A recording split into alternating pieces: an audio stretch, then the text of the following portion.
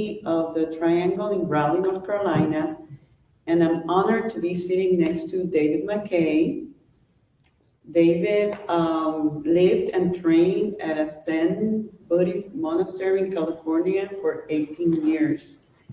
And 3 years ago, he left the monastery to seek new challenges and opportunities in the world. He currently works and does spiritual work in Colorado. He's visiting us for this weekend. And we're so honored to have you, David, here, sharing your light and your wisdom.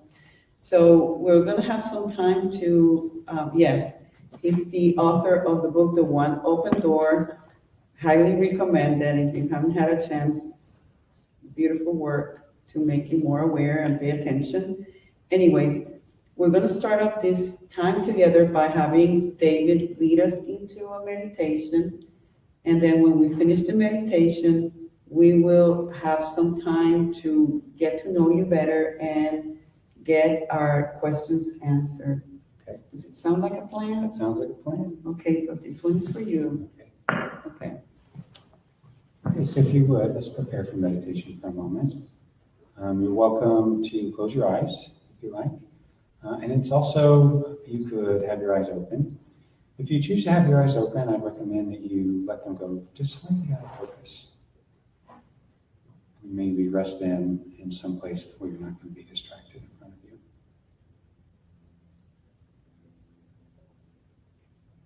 And so to begin, if you would please turn your attention to your breath.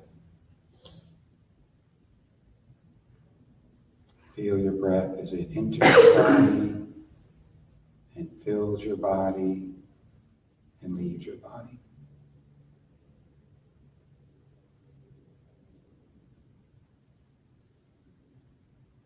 See if you can focus all of your attention just on your breathing. Just being with your body as it breathes.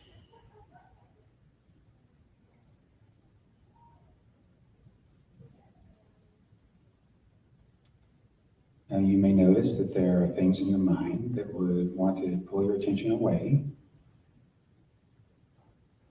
And if you notice something like that, that's okay. But just notice that that's there. And if it does pull your attention away, as soon as you notice that, let go of whatever it is that's captured your attention and bring your attention back to your breath and your breathing.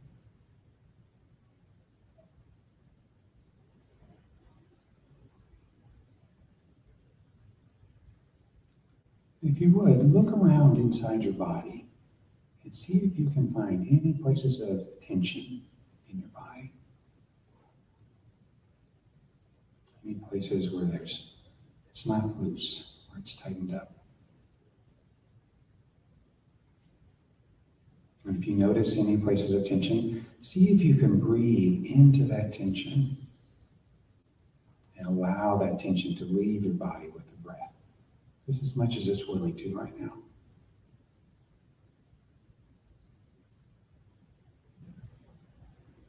Just allowing yourself to be here right now in this moment with your body.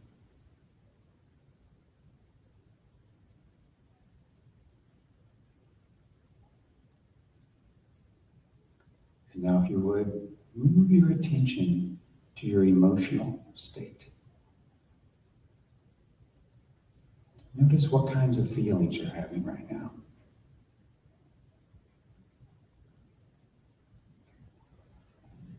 There's no need to try to change what you're feeling or figure it out in any way. Just see if you can be here with whatever you're feeling.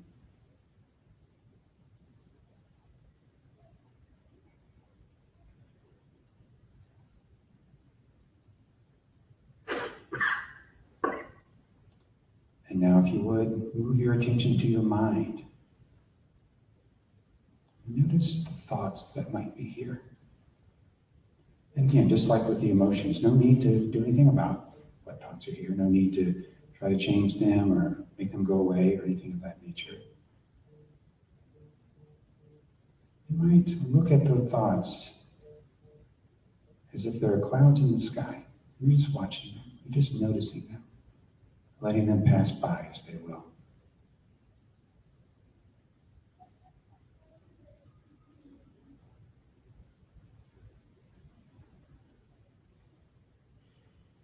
And now if you would, move your attention back to your breath in your body.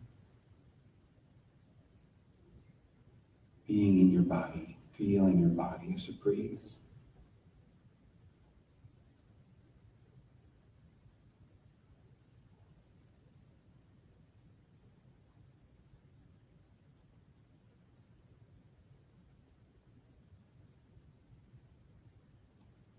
Let us practice for a few moments together in silence. In just a moment, I'm going to stop talking, and when I do, during the time when I'm not speaking, I would encourage you to practice directing your attention, and I'll explain what that means. Our attention is our greatest asset.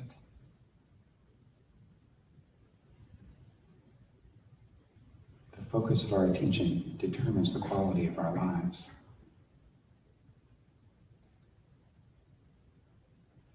And it's possible to practice directing our attention so that we can be here in this moment, where our happiness is, where peace is, where joy is. And so in the silence that follows, I would ask that you attend to your breath. Put your attention on your breath. And then when it wanders away, which it will, just notice what it is that's captured your attention. And then bring your attention back to your breath and your breathing. Over and over again. We'll begin now.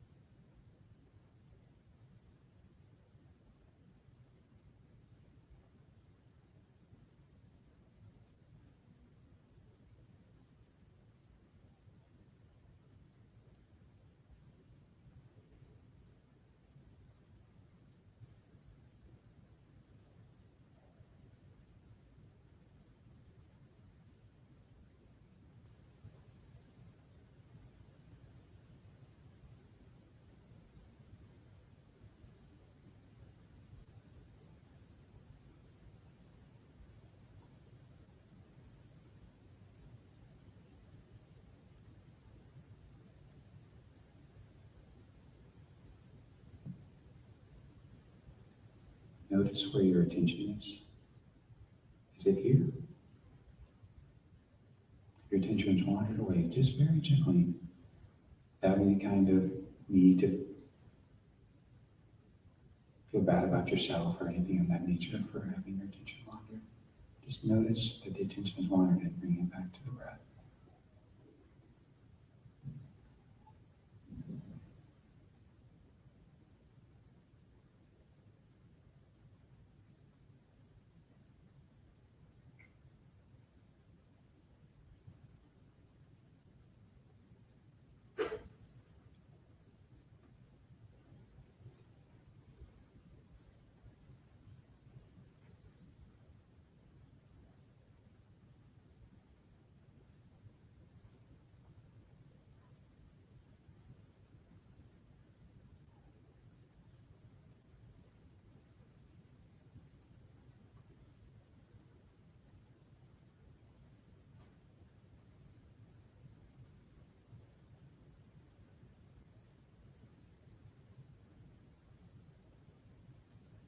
Nothing to do, nothing to accomplish,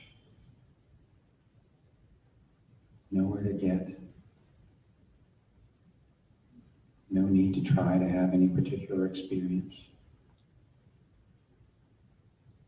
Just allow yourself to be here with whatever is here, whatever that might be for you right now. Just allow yourself to let go and be here in the moment.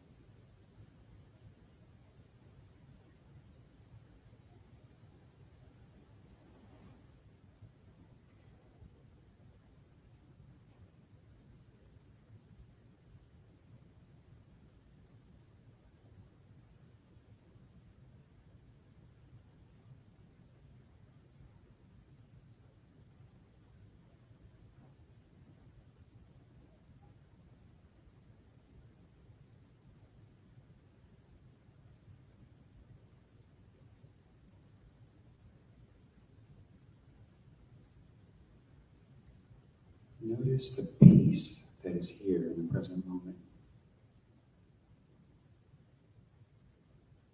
Notice how quiet and simple it is.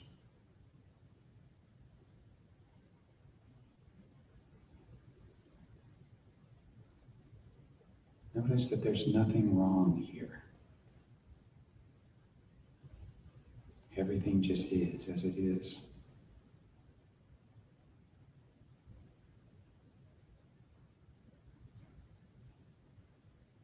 Notice that it's possible to be here, in touch with our authentic nature, in touch with who we really are, and in touch with the light that animates us.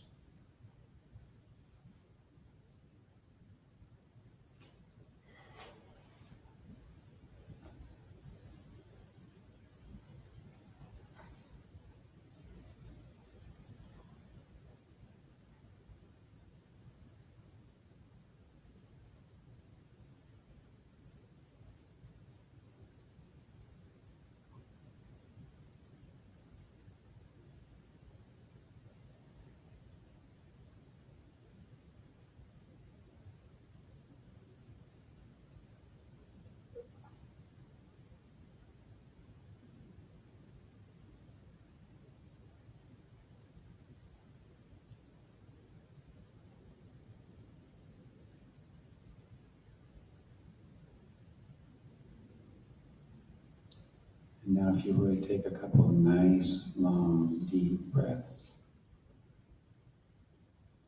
Being present as you can with those full, deep breaths. And then whenever you feel ready, open your eyes.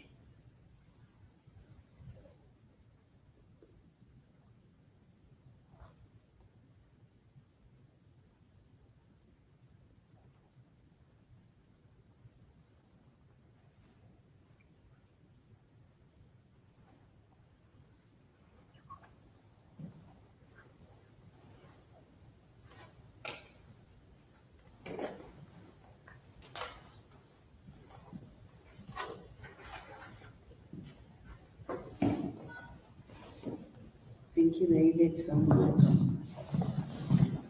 Something that really, there's a sweetness to you, don't you think? Mm-hmm. It's very soft. I love when you said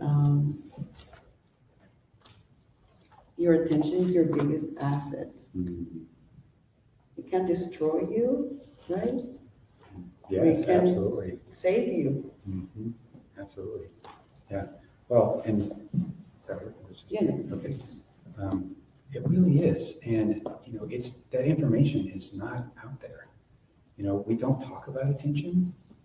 Oh, okay. We have to switch back. Yeah. I was saying that it's really true. What am I saying? And that information is not out there. And it's strange that it's not out there. I mean, in some ways it's not, but it's strange that it's out there because it's the most important thing there is, in a way. And just in terms of living a happy life and being a happy person who's in touch with their authentic nature and the peace and the joy that comes with that, if someone cannot direct their attention, those things are not possible. And the extent to which someone can direct their attention, happiness, peace, well-being, joy, connection, belonging, everything that we're looking for becomes possible.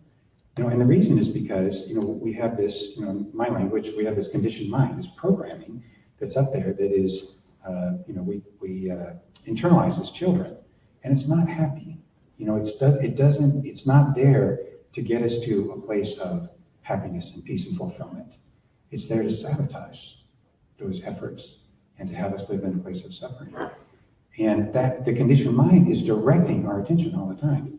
And that's, putting kind of maybe for some people new language to something that's really common.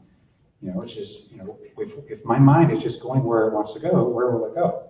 What's going to go, what's wrong, and how I don't like this or like that, and what's wrong with me, and how I've been victimized by this or that, the other thing, or oh my God, I've got this thing coming in the future that's terrifying me, or there's this constant conversation going on, and it's so much under the radar that, and it's so customary that people don't even realize it's there. They think, well, that's just me thinking. you know? And it's scary when you think about it because that's not just me thinking. That's this old programming. And so, you know, that programming is directing our attention, and it's directing our attention towards, in my language, towards suffering. And if we can learn to direct our attention, then we can put our attention here on the present moment where everything that we're looking for lives. You know, a Unity minister friend of mine, is more like, she says, energy flows where your attention goes. Yeah, absolutely. So, you know, your attention is in that conditioned mind that is so conditioned, right? But whatever we have told ourselves that we are of the world is. You mentioned, you know, as children, I would like to know more about you growing up in North Carolina. Okay. Who were you? How would you know? Because you're not a regular guy we meet in the street, right? So who was David McKay growing up? Well, I actually am the regular guy you met in the street, and I still am. Maybe it appears differently for some reason because of the role I'm in, but that's the case. I mean, I'm just a normal guy in the street. You know, where I live, I'm just walking around doing things that other people are doing, and I don't stand out in any way. And that was the case, you know, when I was young. I mean, I led a very normal life, you know, relatively privileged life in comparison to most people on the planet.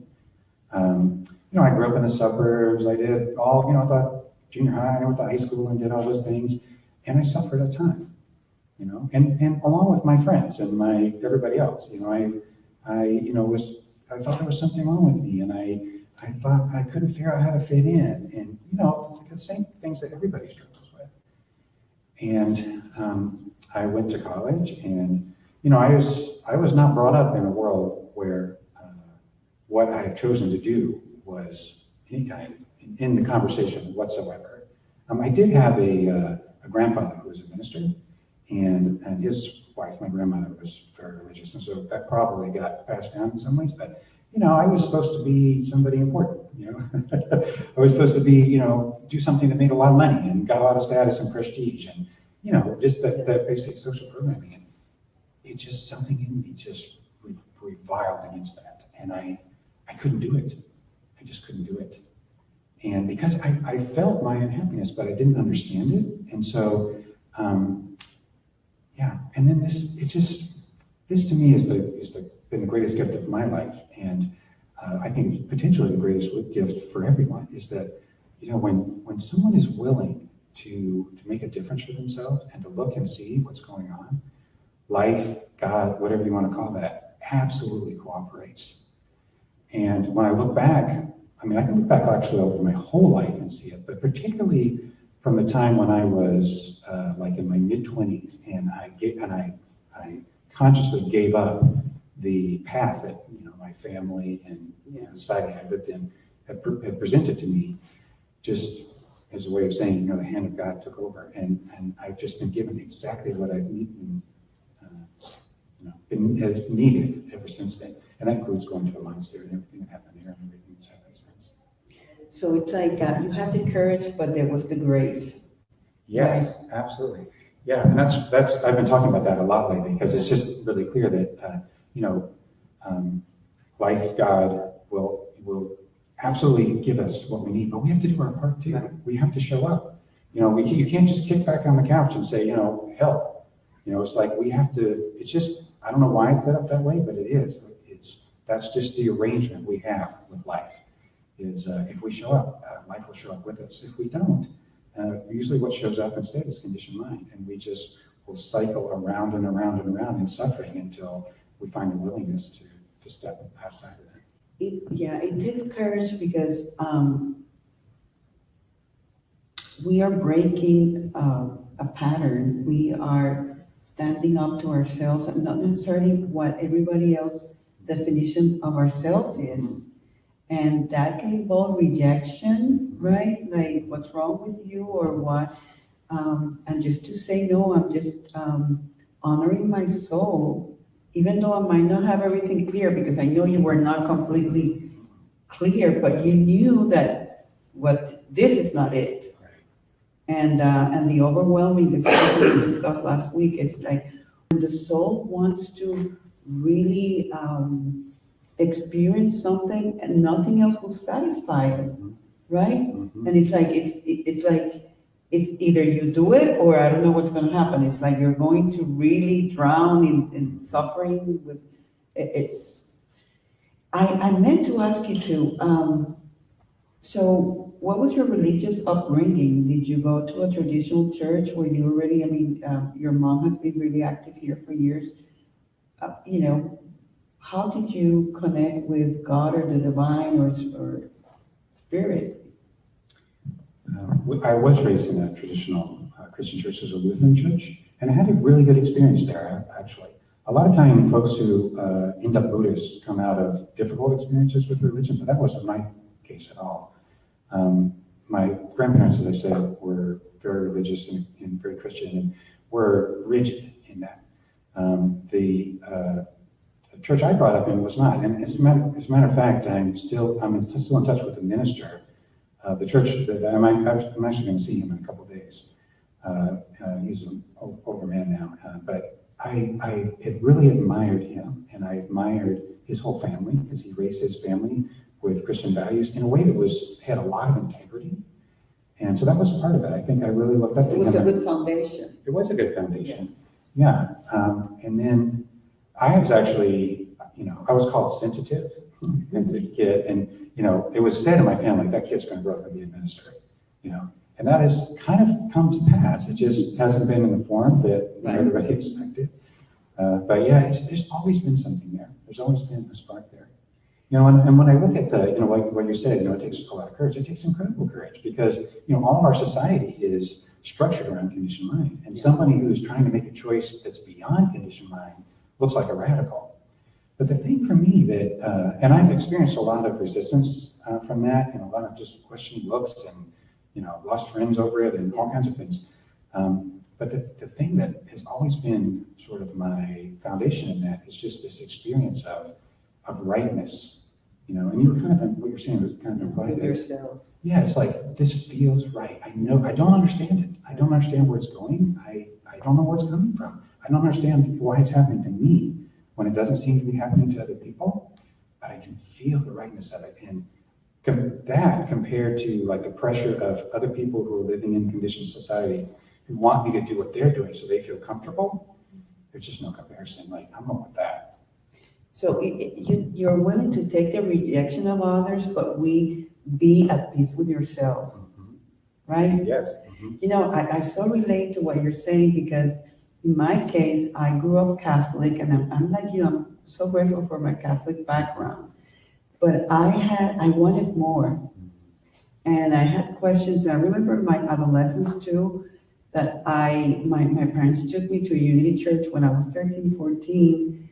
And initially I'm like, where are we? Because, you're used to going to a church with a crucifix, and all of that. But I was like, oh, there was some magic about it. And I remember reading Unity books at that age because I was already in a search. And when I looked around, my friends weren't, it was not the case.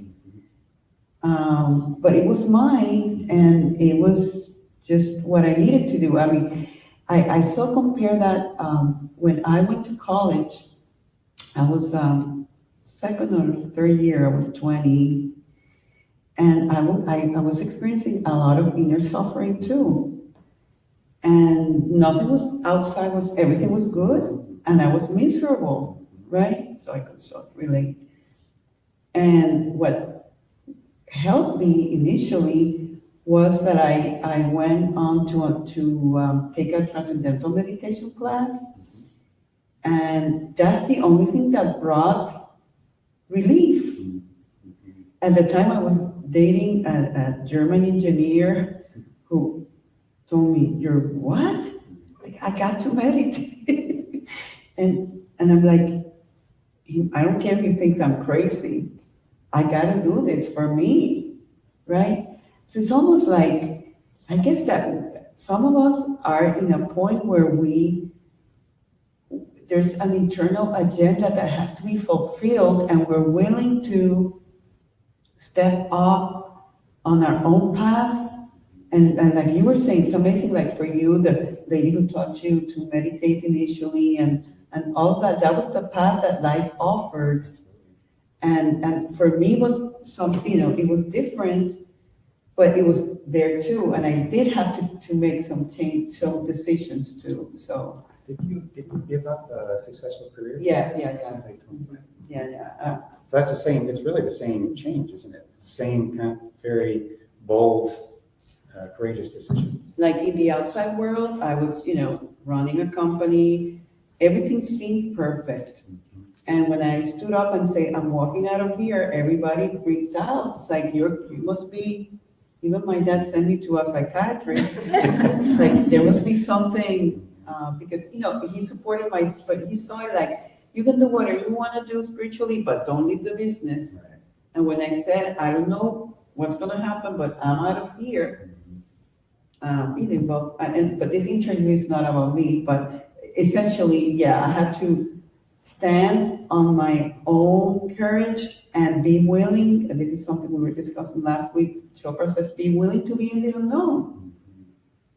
Like you were, as I was reading that first day in the monastery, you were fully telling yourself, this is completely unknown. But still there was something internally that was saying, you're on the right track. Yeah. Right? Yeah, absolutely. And that's, to me, that's the key to a happy life right there. And people look at that as a very religious point of view. And, in some ways it is, but to me it's not. It's just practical.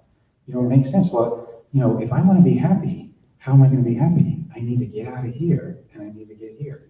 It's just really as simple as that. I mean, and it has, every kind of practical application. So then let me ask you, you recently published this book, The One Open Door, the one we're doing here. Where do you see yourself in the coming years? Well, a lot of that continues to be unknown, of course, but it's becoming clearer. When I left the monastery, I really had no idea what was going to happen and what I was going to do. I was in a situation where I had family to support me. I had a very small family, but I had family. But no money, no vehicle. I hadn't worked for money in 18, 19 years. No marketable skills. I had quite a few skills, obviously, that I picked up in the monastery, but it's hard to hang out a shingle as a monk, and get anybody to hire you. So I was like, well, I had no idea what I was going to do. And the process that we're talking about happened where just step by step, I use the word guidance a lot, kind of with a capital G. Yeah. There was guidance, and I just went step by step and followed the guidance that was obviously there. And it has taken me through all kinds of experiences. I've received an education in the last 3 years that would have been impossible inside the monastery. I feel incredibly grateful for that because I'm having different kind of relationships than were possible at the monastery, because in the monastery I didn't have any relationships, basically. And so, and it's been, I could go into that, but it's been incredibly powerful and useful. And that process continues. And the latest form of that, and this is actually happening right now, I've been, after I found work in a couple different areas after I left the monastery. And in the last year, one of the things I didn't know was, am I called to offer practice in the world, to offer what I have learned? Or am I called just to become someone who's just living and doing the practice on his own as best he can? And I wasn't sure, and I sat with that a long time. And it seems become clear that I am called to do that. And so about a year ago, I began working one-on-one with people, and still relatively small, but it's grown. And it's been really powerful for people, and also for me, to be back in that role. And it's gotten to a point where it's supporting me financially now. And so I've been working, I worked a seasonal job all summer. My last day was last Wednesday. And I'm not going to get another job because I just trust that where this is going is where it needs to go. And it sure seems to be heading that way. So what I want to do is I've said this a lot recently, but I feel like at the monastery I was given a great gift. A spiritual technology of sorts that has incredible power. And I've seen the power, of course, in my own life, but I'm also seeing it in other people's lives that I talk to in just very simple ways. And then I watch them change and transform and make radical, courageous decisions in their life. And it's been amazing to watch. And so I feel like my role, it appears, in this world is to offer that as best I can. And so that's what I want to do. And I'm going to do, I have some ideas about what that's going to look like. I'm going to write another book this winter. I've got, I want to do more one-on-one work with people. I want to do this kind of public event. And who knows what else will come with that. So I'm very excited, and I feel incredibly blessed. It's almost miraculous. It feels to me like that I am where I am, and I've been given just the gifts and the opportunities that I have. David, that it's beyond anything. It's your presence. You could even sit here, don't say anything, and we are moved because it's real. Somebody asked me, "Oh, how was David?" And you know what answer? He's real and authentic. He's here. And that is a big gift. Even for me as also a spiritual leader, in an institution like Unity, it's challenging to manage the administrative aspect that has to happen because it's just in the physical world, that has to be. And then how do you stay connected to the work? There's been days where I feel like I'm back to business, That's right. And then it's like, okay, how do I keep it? How do I restructure it so that the spirituality and the people are still on top? Because you could lose yourself in everything else, Yeah, absolutely. I agree completely. And the thing that one of the things I love most about the practice that I was taught and that I advocate for people is it's not content specific.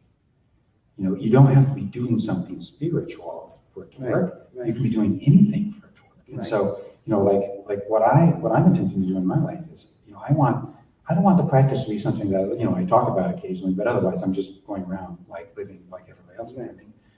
Trying to, have as much pleasure as possible and avoid pain and, distracting myself. I'm just not interested in that. So I'm attempting to apply this practice in every aspect of my life. So in my relationships, and also even with something like, administration, because, there's administration that goes behind this for me too, but that's it too. And like, for example, this week has been unusually busy for me, and there's been a lot of scheduling and everything. Right. Even actually to get here today, it was interesting because it was obviously impossible to get here. And I was like, I just can't, I really want to, but there's just no way. I just cannot see a way to do it. Yeah. And funny, it's even kind of emotional to think about it, but, and then it just appears. And that's how life is, if we're willing for it. It just appears. And so even something like that becomes, there's my relationship around like those details. That's also my relationship with God. And like you were saying on Sunday, like Brother Lawrence, even in the midst of the pots and the cooking, he was practicing the presence. Yeah, absolutely. And that's what I tell myself too. And it's like, how can I awaken through the work that I do in every aspect? It could be that one day I'm trying to figure out technology because it's like how the world communicates right nowadays. So I might have to spend hours reading or learning, but I'm doing because love is my motivation, Yeah. So it's all God, right? Matt, you want to say something? Well, just one little, just as an example of that, I've been working with a lot of machinery in my job. And, machines tend to they don't cooperate a lot. Yeah, right. And then, I'm watching my coworkers, we have like machine breakdown, they get angry and they want to kick it and they want to shout at it and, stuff like that. And I'm like, no, don't do that. Love it. God. Really. And there's this kind of funny way where I have a reputation among my coworkers of being remarkably good at getting things to start. It's because I don't hate them. Right, right. I can say much. Right. No, I know. But it feels like it, It's like, no, it's like, we're friends. Let's cooperate on this. So it just applies everywhere. Amen, brother. What do you know about unity? How do you see unity? How much have you been exposed to unity? I know next to nothing in terms of principles, but I have a direct experience from this weekend, which is it's full of love. You know, I said this, I heard myself say this to a number of people. It's like, you can tell when something's working, and I can tell that something's working. You know, because I don't see people walking around, being in their heads, posturing, trying to be more spiritual than other people, you know, and the kinds of conditioning that can infect even a religious organization. And, you know, there's probably some of that here too, because nothing is, Exactly. Right. Yeah. Mm-hmm. But the experience that I've had is people have been very loving towards me and very open towards me. And the other thing is, and this to me is the key, is they've been really willing. At the monastery, willingness was a huge word. It was said, willingness is the key to the gate of awakening. And, you know, if there's no willingness, nothing's going to happen. And when I came, I was curious about that. I was like, am I going to run into people who are going to resist me and who are going to be identified with conditioned mind and want to be identified with conditioned mind and kind of fight me through the workshops, which is an experience I've had more than once. But that's not been my experience at all. People have been incredibly willing, and they've just jumped on board with me, and because of the openness, we've been able just to get together and kind of make amazing, beautiful things happen. So that's what I know is, you know, I don't know really kind of what unity says about itself, but the experience of it says that something good is going on. Wow, that's